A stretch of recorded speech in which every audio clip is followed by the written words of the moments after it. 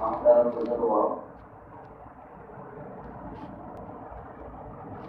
پچھلے جمعے میں آپ حضرات کے سامنے عورتوں کے حقوق کے تعلق سے بات عرض کی گئی تھی۔ بنیادی اعتبار سے عورتوں کے 6 حقوق بنتے ہیں۔ پہلا حق ان کا مذہبی اور روحانی حق بنتا ہے، دوسرا حق ان کا معاشی اعتبار سے بنتا ہے، تیسرا حق ان کا معاشرتی اعتبار سے بنتا ہے۔ ان تینوں حقوق پر پچھلے جمعے میں تفصیل سے بات قرآن اور حدیث کی روشنی میں آ گئی تھی۔ 3 حقوق اور اسلام نے عورتوں کو دیے ہیں، ایک ہے تعلیمی حقوق، اور ایک ہے قانونی حقوق، اور ایک ہے سیاسی حقوق۔ عالمی اعتبار سے زمین کے اوپر بسنے والے تمام عورتوں کو اللہ پاک نے یہ 6 حقوق عطا فرمائے ہیں۔ اس کے باوجود دنیا کہتی ہے کہ اسلام نے عورتوں کو حقوق نہیں دیے، یا اسلام نے عورتوں کے حقوق کو پامال کر لیا۔ اسلام کے قوانین نے عورتوں کو قید کر دیا۔ قوانین اسلام سے عورتوں پر ظلم ہو رہا ہے۔ اس طرح کی باتیں مختلف انداز میں مختلف موقعوں پر کہی جاتی ہیں۔ بنیادی اعتبار سے اگر دیکھا جائے تو اسلام نے عورتوں اور مردوں کو برابر کا حقوق دیے ہیں۔ پچھلے جمعے میں یہ بات تفصیل سے آئی تھی کہ برابری اور یکسانیت میں فرق ہے۔ حقوق تو اللہ نے برابر دونوں کو دیے ہیں، لیکن یکسانیت نہیں ہے، دونوں میں فرق ہے۔ اس کی ایک ہی مثال ہے، بہت ساری مثالیں بن سکتی ہیں کہ مرد پورے مہینے میں ان کے اوپر نماز فرض ہے، عورت کو قدرتی اعتبار سے کچھ دنوں کے لیے ان کے لیے نماز معاف ہے۔ قانون الہی میں برابر تو ہیں، لیکن یکسانیت نہیں ہے۔ اس طرح کی بہت ساری مثالیں۔ تو اسلام نے عورتوں کو بھی مکمل حقوق دے دیا ہے۔ ایک حق ہے تعلیمی حقوق۔ قرآن کریم کی پہلی آیت نازل ہونے کے اعتبار سے جو میں نے تلاوت کی، اقرأ باسم ربک الذی خلق خلق الانسان من علق اقرأ وربک الاکرم الذی علم بالقلم علم الانسان ما لم یعلم۔ پہلی وحی کا پہلا جملہ تعلیم ہے، اور یہ لفظ اقرا صرف مردوں کے لیے نہیں ہے، یہ انسانوں کے لیے ہے، اور انسان میں عورتیں بھی داخل ہیں۔ تو صرف مردوں کے لیے نہیں، مرد اور عورت دونوں کے لیے ہے اقرا پڑھو۔ تعلیم کا حق اسلام نے 1400 سال پہلے ہی دے دیا کہ عورتوں کے بھی تعلیمی حقوق ہے باضابطہ۔ اسلام نے خواتین کے تعلیم پر باضابطہ زور دیا ہے، اس زمانے میں جس زمانے میں تعلیم نسواں کا تصور بھی نہیں تھا۔ 1400 سال پہلے تعلیم نسواں کا تصور بھی نہیں تھا، اور تعلیم نسواں تو کیا، تعلیم مردوں کی تعلیم کا بھی تصور نہیں تھا۔ اس لیے تو قرآن میں اللہ نے فرمایا کہ میں نے امیوں کی طرف انہی میں سے ایک رسول بنا کر بھیجا ہے، ناخواندہ لوگوں کی طرف انہی میں سے ناخواندہ بندے کا انتخاب کیا، اور میں نے ان کو پیغمبر بنایا۔ معلوم ہوا کہ تعلیم کا کوئی رواج نہیں تھا، اور اس زمانے میں اللہ پاک نے عورتوں اور مردوں کو تعلیم کا اتنا حق دے دیا تھا۔ اس کے علاوہ دیکھتے ہیں کہ زمانہ دور نبوت میں تعلیم نسواں، عورتوں کی تعلیم کا کیسا رواج تھا، اور اسلام نے کیسا منظم حقوق دیے تھے۔ ہم یہ کہتے ہیں آج کے زمانے میں کہ اتنی ترقی یافتہ دور ہے، عورتوں کو، لڑکیوں کو تعلیم ہونی چاہیے۔ تو اسلام نے کب منع کیا ہے کہ تعلیم نہیں ہونی چاہیے؟ وہی سورج وہی چاند آج بھی ہے، وہی سورج وہی چاند 1400 سال پہلے بھی تھا، وہی رات و دن اس زمانے میں بھی تھے، وہی رات و دن آج کے زمانے میں بھی ہے۔ اس زمانے کی عورتوں نے بھی تعلیم حاصل کر کے زندگیاں گزار لی، آج کے زمانے کی عورتیں بھی تعلیم حاصل کرتی ہیں۔ یہ تو نہیں کہا جائے گا کہ 1400 سال پہلے عورتوں کی تعلیم کا رواج ہی نہیں تھا تو پھر زندگی کیسے گزری ہوگی؟ اور ہر لائن میں تعلیم تھی۔ حضرت عائشہ رضی اللہ تعالیٰ عنہ باضابطہ عورتوں میں ایک ممتاز عالمہ شمار کی جاتی ہے۔ 2210 حدیثیں نبی پاک علیہ السلام سے ڈائریکٹ نقل کر رہی ہیں۔ آپ کے ایک ممتاز شاگرد حضرت عروہ بن زبیر رضی اللہ تعالیٰ بہت ہی قریبی رشتہ داری بھی ہے اور بہت ہی قریبی شاگرد بھی ہے حضرت عائشہ رضی اللہ تعالیٰ عنہ۔ وہ حضرت عروہ رضی اللہ تعالیٰ عنہ فرماتے ہیں کہ میں نے علم قرآن میں یعنی تفسیر قرآن میں اور علم فرائض میں یعنی وراثت کے علم میں اور علم حلال و حرام میں حلال و حرام کی بات کا باریک و باریک علم، ادب اور شعر کا علم، اور اسی طرح تاریخ کا علم، اسی طرح علم طب ڈاکٹری کا علم، اسی طرح ریاضی کا علم میں نے حضرت عائشہ سے زیادہ بڑھ کر اتنا بڑا عالم کسی کو نہیں دیکھا۔ یہ حضرت عروہ بن زبیر رضی اللہ عنہ۔ بات کی جاتی ہے کہ تعلیم نسواں مسلمان منع کرتے ہیں یا اسلام منع کرتا ہے، کسی نے منع۔ پھر ڈاکٹری کا علم کیسے حاصل ہو گیا حضرت عائشہ؟ ریاضی کا علم انہیں کیسے آ گیا؟ ادب اور شعر کا علم انہیں کیسے آ گیا؟ اسی طرح تاریخ کا علم انہیں کیسے آ گیا؟ اسی طرح تفسیر کا علم، فرائض کا علم، حلال و حرام کا علم انہیں کیسے آ گیا؟ معلوم ہوا کہ عورتوں کے تعلیمی حقوق اسلام نے 1400 سال پہلے ہی دے دیا۔ یہ کوئی جدید یا فرسودہ نہیں ہے بلکہ ایک منظم قانون الہی ہے جو اللہ پاک نے باضابطہ حقوق کے طور پر دیا۔ حضرت ابو ہریرہ رضی اللہ تعالیٰ حضرت عائشہ رضی اللہ تعالیٰ عنہ سے متعدد مرتبہ کئی مرتبہ جا کر آپ سے علم کے متعلق سوالات کیے ہیں اور آپ کو وہاں پر باضابطہ تشفی بخش جواب ملا ہے، جبکہ حضرت ابو ہریرہ رضی اللہ تعالیٰ شیخ الحدیث سے مشہور تھے، اس زمانے کے شیخ الحدیث کہ حضرت ابو ہریرہ رضی اللہ تعالیٰ کو بہت حدیثیں یاد ہیں اور ڈائریکٹ وہ نبی صلی اللہ علیہ وسلم سے نقل کر رہے ہیں۔ شیخ الحدیث ہونے کے باوجود حضرت عائشہ رضی اللہ تعالیٰ عنہ سے جا کر کے علم کی معلومات لے رہے ہیں۔ اس سے اندازہ ہوتا ہے کہ تعلیمی حقوق بھی عورتوں کو اسلام نے کتنا دیا۔ حضرت ابو موسیٰ اشعری رضی اللہ تعالیٰ نبی پاک علیہ السلام کے زبانی مبارک یہ اس زمانے کے بڑے عالم تھے۔ حضرت ابو موسیٰ اشعری رضی اللہ تعالیٰ یہ بھی حضرت عائشہ رضی اللہ تعالیٰ عنہ سے بہت سارے امور پر علم حاصل کیا کرتے تھے۔ چنانچہ بعض محدثین کرام نے لکھا ہے کہ حضرت عائشہ رضی اللہ تعالیٰ عنہ اتنی بڑی عالمہ تھی کہ 88 علماء کرام باضابطہ ماہر علماء کرام حضرت عائشہ رضی اللہ تعالیٰ عنہ سے علم حاصل کر کے امت میں کام کرنے لگے۔ اس سے اندازہ ہوتا ہے کہ تعلیم نسواں عورتوں کو تعلیمی حقوق اسلام نے 1400 سال پہلے دے دیا۔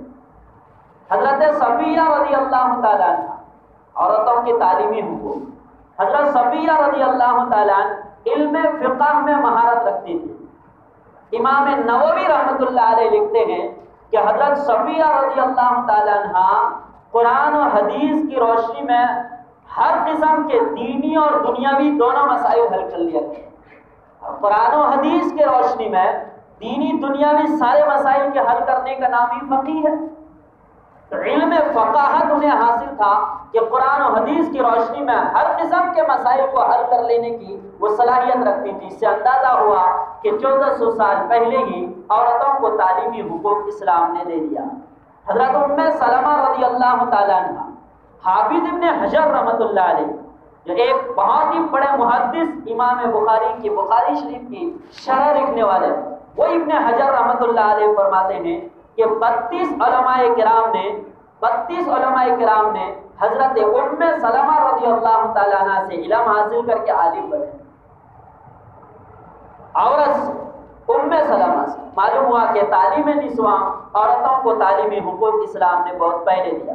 حضرت فاطمہ بنت قیس رضی اللہ تعالیٰ عنہ، ان کے متعلق بھی آتا ہے حضرت عائشہ رضی اللہ تعالیٰ عنہ اور حضرت عمر رضی اللہ تعالیٰ عنہ، یہ دونوں ایک طرف اور حضرت فاطمہ بنت قیس رضی اللہ تعالیٰ عنہ ایک طرف۔ دن بھر بحث ہوئی، علامہ نووی رحمۃ اللہ علیہ فرماتے ہیں دن بھر بحث ہوئی کسی مسئلے پر، لیکن حضرت فاطمہ بنت قیس رضی اللہ تعالیٰ عنہ کی دلیل کو توڑ نہ سکے یہ دونوں میں۔ اس سے اندازہ ہوتا ہے کہ تعلیم کتنا گہری تعلیم تھی، کتنا منظم تعلیم تھی۔ حضرت ام سلیم رضی اللہ تعالیٰ عنہ جو حضرت انس رضی اللہ تعالیٰ عنہ کے والدہ تھی، یہ علم کے ساتھ ساتھ یہ دعوت میں بھی مہارت رکھتی تھی۔ ظاہر سی بات ہے جب صحیح چیز کا علم ہوگا تبھی جا کر آدمی صحیح چیز کی دعوت دے سکتا ہے۔ جب ان کا ایک داعی مشہور تھی اس زمانے میں عورتوں کے درمیان کہ داعیہ ہے حضرت ام سلیم رضی اللہ تعالیٰ عنہ، انہیں بھی ایسا صحیح علم حاصل تھا کہ وہ اس زمانے کی داعی پکارا کرتی تھی۔ حضرت سعیدہ نفیسہ، یہ حضرت سعیدہ نفیسہ کون ہے؟ یہ حضرت حسن رضی اللہ تعالیٰ عنہ کی پوتی ہے۔ امام شافعی رحمۃ اللہ علیہ کی سیرت و تاریخ میں یہ بات لکھی گئی ہے کہ حضرت امام شافعی رحمۃ اللہ علیہ نے حضرت سعیدہ نفیسہ سے علم حاصل کیا ہے جو حضرت حسن رضی اللہ تعالیٰ عنہ کی پوتی تھی۔ امام شافعی رحمۃ اللہ علیہ نے باضابطہ ان سے علوم حاصل کیے ہیں۔ کیا وجہ تھی کہ اسلام نے عورتوں کو باضابطہ تعلیمی حقوق دیے اور ہر لائن کے تعلیمی، انہوں نے بھی زندگی گزاری، وہ کوئی دوسری مخلوق بن کر تو زندگی نہیں گزارتے۔ آج جتنی چیزوں کی ضرورت ہے انسانی ضروریات، اس زمانے میں بھی انسانی ضروریات تھی، وہ ساری ضرورتیں پوری ہو گئی۔ دوسرا حق ایک ہے قانونی حقوق کہ اسلام نے عورتوں کو قانونی اعتبار سے کیا حق دیا۔ جس طرح کہتے ہیں اس ملک کا یہ قانون ہے تمام کے لیے، سب کے لیے، ہر شہری اور دیہات کے لیے، ہر مرد و عورت کے لیے، ہر عام اور خاص کے لیے، سب کے لیے قانون یکساں ہے۔ تو اسلام نے بھی عورتوں کو باضابطہ قانونی حقوق دیا ہے۔ قرآن کریم میں اللہ تبارک و تعالیٰ سورہ بقرہ کی آیت نمبر 178 میں فرماتا ہے یا ایھا الذین آمنوا کتب علیکم القصاص فی القتلى الحر بالحر والعبد بالعبد والانثى بالانثى۔ اس کا مطلب یہ ہے کہ اے ایمان والو، تمہارے اوپر قصاص فرض کیا گیا۔ قصاص کا مطلب قتل میں قصاص، بدلی لینا، بدلہ لینا۔ تو بدلے میں مرد اور عورت دونوں کو قانونی اعتبار سے اسلام نے برابر کے حقوق دیے۔ مرد کے بدلے مرد قتل کیے جائیں گے، آزاد کے بدلے آزاد قتل کیے جائیں گے، غلام کے بدلے غلام قتل کیا جائے گا، عورت کے بدلے عورت قتل کی جائے گی۔ تو قانونی اعتبار سے بھی اللہ پاک نے عورت اور مرد کو برابر رکھا ہے، اور قانونی اعتبار سے بھی اللہ پاک نے 1400 سال پہلے عورت کو یہ حقوق دے دیا۔ سورہ مائدہ کی آیت نمبر 38 میں اللہ پاک فرماتا السارق والسارقۃ فاقطعوا ایدیہما جزاء بما کسبا۔ چوری کرنے والے مرد ہوں یا چوری کرنے والی عورت ہوں، اس کے ہاتھ کاٹ دیے جائیں گے، یہ اس کے گناہ کا بدلہ ہے۔ قانونی اعتبار سے اگر مرد کا ہاتھ کاٹا جائے گا تو عورت کا بھی کاٹا جائے گا، اگر عورت کا کاٹا جائے تو مرد کا بھی کاٹا جائے گا۔ ایسا نہیں کہ مرد نے چوری کی تو اس کا ہاتھ کاٹ دو اور عورت نے چوری کیا تو اس کا سر کاٹ دو۔ برابر کا حکم اللہ پاک نے قانونی اعتبار سے 1400 سال پہلے دے دیا۔ سورہ نور کی آیت نمبر 2 میں بھی اللہ نے قانونی اعتبار سے حقوق دیے الزانیۃ والزانی فاجلدوا کل واحد منہما۔ اللہ فرماتا ہے زنا کرنے والے مرد ہوں یا زنا کرنے والی عورت ہو، ان میں سے ہر ایک کو 100 کوڑے لگاؤ۔ میاں کا چلتا ہے 100 کوڑے انہیں لگاؤ۔ ایسا نہیں کہ مرد کو تو 100 کوڑے لگے اور عورت کو 120 کوڑے۔ برابر کے حکم قانونی اعتبار سے تو قانونی اعتبار سے اللہ تبارک و تعالیٰ نے مرد عورت دونوں کو حقوق دی. یہ حکم ہے غیر شادی شدہ کے.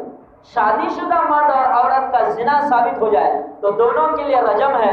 اور حدیث میں باضابطہ دونوں مثالیں موجود ہے کہ عورت بھی رجم کی گئی ہے باضابطہ, مرد بھی رجم کیا گیا ہے. تو قانونی اعتبار سے اللہ نے سورہ نور کی آیت نمبر 4 میں اللہ فرماتا والذین یرمون المحصنات, پاک دامن عورت پر اگر کوئی تہمت لگائے, الزام لگائے, تو جس نے تہمت لگایا اس سے قرآن نے, اسلام نے مطالبہ کیا 4 گواہ لاؤ, تب جا کر اسی عورت کے تہمت کو اور اس عورت کے قصور کو ہاتھ میں لیا جائے گا. اس سے اندازہ ہوتا ہے کہ قانونی اعتبار سے بھی عورت کا تحفظ کتنا ہوا ہے کہ اگر کسی عورت کے متعلق محلے میں یہ بات پھیل گئی کہ فلاں کی بیٹی, فلاں کی بیوی, فلاں کی بہن ایسی ہے, تو جس نے یہ جملہ بولا وہ تم 4 گواہ لے کے آؤ. یہ ایسی بازاری نہیں ہے. اللہ تبارک و تعالیٰ نے قانونی اعتبار سے ان کی عزت, عصمت اور عفت اور ان کی پاک دامنی کی شہادت دیا باضابطہ. جب تک 4 گواہ نہ آئے تب تک اس عورت کے عصمت و عفت پر کوئی داغ نہیں لگایا جا سکتا. تو قانونی اعتبار سے بھی اللہ پاک نے عورتوں کو 1400 سال پہلے اسلام نے حق دے دیا ہے. ایک اور حق ہے سیاسی اعتبار سے اسلام نے عورتوں کو کیا حقوق دی ہے. چنانچہ سورہ ممتحنہ میں آیت نمبر 12 میں اللہ تبارک و تعالیٰ نے عورتوں کو ووٹ ڈالنے کا حق دیا ہے. یہ سیاسی حقوق, ووٹ, الیکشن, یہ تو سیاسی معاملہ ہے. اللہ تبارک و تعالیٰ نے سیاسی اعتبار سے بھی عورتوں کو باضابطہ حقوق دیے. سورہ ممتحنہ میں اللہ فرماتا یا ایھا النبی اذا جاءک المؤمنات یبایعنک علی الا یشرکن باللہ شیئا ولا یسرقن ولا یزنین. الآیہ لمبی آیت ہے جس کا ترجمہ یہ ہے کہ اے نبی اگر عورتیں آپ کے پاس آتی ہیں, مومنہ عورتیں, اور آپ کی سربراہ مملکت تسلیم کرنا چاہتی ہیں تو آپ ان کے سامنے شرائط رکھیے. شرائط منظور ہے تو آپ کے لیے سربراہ مملکت آپ وہ اگر شرائط منظور ہے تبھی انہیں تو اس کا حق بنتا ہے, ورنہ اسے حق نہیں. تو انہوں نے ووٹ کس اعتبار سے ڈالی؟ نبی نے فرمایا کہ سربراہ مملکت کی طرف سے قانون یہ ہے کہ تم شرک نہیں کرو گے. نمبر 2 تم چوری نہ کرو گے. نمبر 3 تم زنا نہیں کرو گے. نمبر 4 تم اولاد کو قتل نہ کرو گے. نمبر 5 ہاتھ اور پیر کے درمیان کوئی بہتان باندھ کر یعنی غیر سے مل کر کوئی بچہ اپنے شوہر کی طرف منسوب نہیں کرو گے. اور نبی صلی اللہ علیہ وسلم جو بھی حکم دے اس حکم کی معروف حکم, اس میں تم خلاف ورزی نہیں کرو گے. اگر یہ شرائط منظور ہے انہیں تو آپ انہیں بیعت کر لیجیے. یعنی انہیں ووٹ ڈالنے کا حق ہے اگر ان قانونی اسلامی شرائط کو مان لے, اور اگر نہیں تو پھر انہیں حق نہیں. اس سے پتہ چلتا ہے کہ عورتوں کو قانونی اعتبار, سیاسی اعتبار سے بھی باضابطہ اللہ تبارک و تعالیٰ نے حق دیا ہے. حضرت عمر رضی اللہ تعالیٰ ممبر پہ خطبہ دے رہے تھے, آپ نے قانون ساز اسمبلی بلائی. وہی کہ مسجد ہی سب, وہی ہائی کورٹ, وہی سپریم کورٹ, وہیں پر ساری چیزیں, مسجد ہی سب کچھ تھی اس زمانے میں. حضرت عمر رضی اللہ تعالیٰ نے اپنے خطاب میں ایک قانون کی بات کی, تو گویا وہ قانون ساز اسمبلی کی ہی مجلس تھی. آپ نے ایک بات یہ کی کہ لوگ مہر کی مقدار زیادہ سے زیادہ بانٹتے ہیں, تو زیادہ مہر ہونا یہ کوئی نیکی کی بات نہیں ہے. تو میں چاہتا ہوں کہ اس کی حد مقرر کر دوں کہ مہر اتنا ہونا چاہیے. جب یہ بات آئی تو قانون ساز اسمبلی میں ایک بڑھیا عورت تھی, وہ کھڑی ہو گئی, کہنے لگے عمر قرآن کریم میں اللہ نے مسلم پرسنل لا فائنل کر دیا ہے, اس میں چینج کرنے کی آپ کو جرأت؟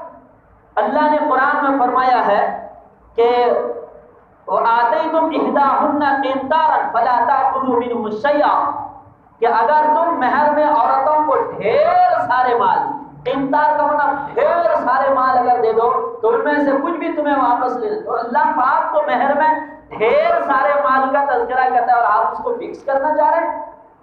تو حضرت عمر رضی اللہ تعالیٰ نے اس قانون ساز اسمبلی میں ایک ممبر کے بات کرنے پر آپ نے اس قانون کو واپس کر دیا. معلوم ہوا کہ عورتوں کو سیاسی اعتبار سے بھی اسلام نے باضابطہ حقوق دیے ہیں.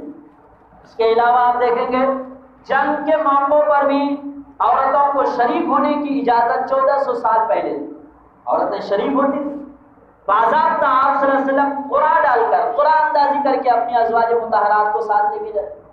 عام عورتوں کو بھی جنگ میں شریک ہونے کی باضابطہ اجازت دی جاتی تھی، لیکن لڑنے کے لیے نہیں، بلکہ پانی پلانے کے لیے، زخمیوں کی مرہم پٹی کرنے کے لیے، دوا علاج کے لیے، طبی امداد پہنچانے کے لیے، خدمت کے لیے عورتوں کو بھی جانے کی اجازت دی۔ معلوم ہوا کہ سیاسی اعتبار سے بھی 1400 سال پہلے اسلام نے عورتوں کو حقوق دیا، جبکہ دنیا کی ترقی یافتہ ممالکوں میں امریکہ نے 1901 میں یہ حق دیا ہے اور اسلام نے 1400 سال پہلے یہ دیا۔